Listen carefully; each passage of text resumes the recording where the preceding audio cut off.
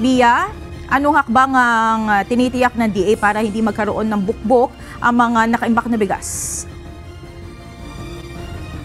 Magandang gabi, Monica. May quality control. Yan ang tiniyak ni Department of Agriculture Secretary Francisco Chu Laurel matapos na mapabalita na mayroong bukbok o weevils ang mga murang bigas or NFA rice na nakita sa Kadiwa store sa isang Kadiwa store sa Cubao sa Quezon City. Ayon kay Secretary Laurel, bagamat may ipinatutupad na quality control sa mga warehouse, kukonsulta pa rin sila sa mga eksperto para mas maingatan ang mga imbak na bigas at makapagpatupad ng double layer protocols. Just like to clarify that is not NFA rice. No, hindi NFA rice yung may bukbok.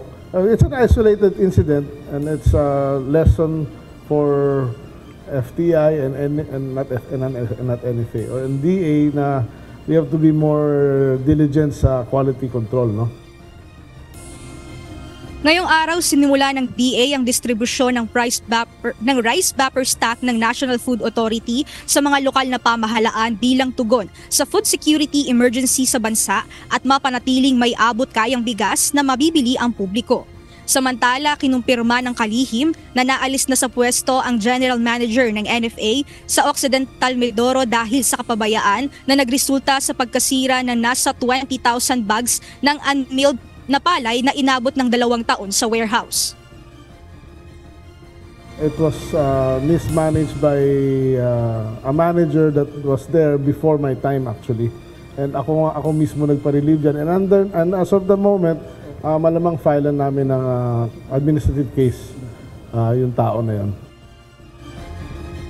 Dagdag pa ng kalihim, sisiguruduhin nilang mababantayan ang kalidad ng bigas na nakaimbak sa warehouse sa bansa. Kaugnay naman ang distribution ng vapor stock ng NFA na ibebenta sa mga LGU, nais ng DA na mapabilis na ang pagpapaubos nito upang agad na ring makabili ng palay sa mga lokal na magsasaka.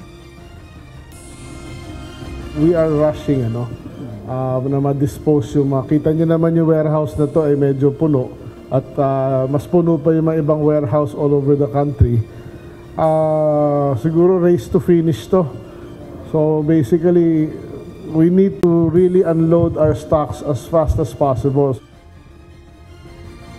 Sa ngayon, 67 sa mga LGU ang tumugon na magbebenta ng NFA rice sa kani-kanilang mga syudad. Makakaasa ang consumer na magiging available na sa mga munisipyo, ilang pamilihan at Kadiwa store ang 35 pesos per kilo ng NFA rice simula sa Lunes sa susunod na linggo. Tiniyak ng DA na ang programang ito ay hindi lang sa Metro Manila ipatutupad, kundi sa iba't ibang bahagi rin ng bansa. Ayon kay Secretary Laurel, isang sako ng bigas kada isang individual sa isang araw ang pwedeng mabiling NFA rice, ngunit binibigyan din naman nila ng kalayaan ng LGU kung sa paanong paraan o kung gaano karami ang ipahihintulot nilang ibenta. Si Rosemary, residente ng Valenzuela City, excited na nang mabalitaan na sa susunod na linggo ay maaari nang makabili ng NFA rice. Kasi siyempre kung okay naman siya, maganda naman siya, bibili rin. Kasi nung araw, NFA din naman, pinipilahan, di ba dati?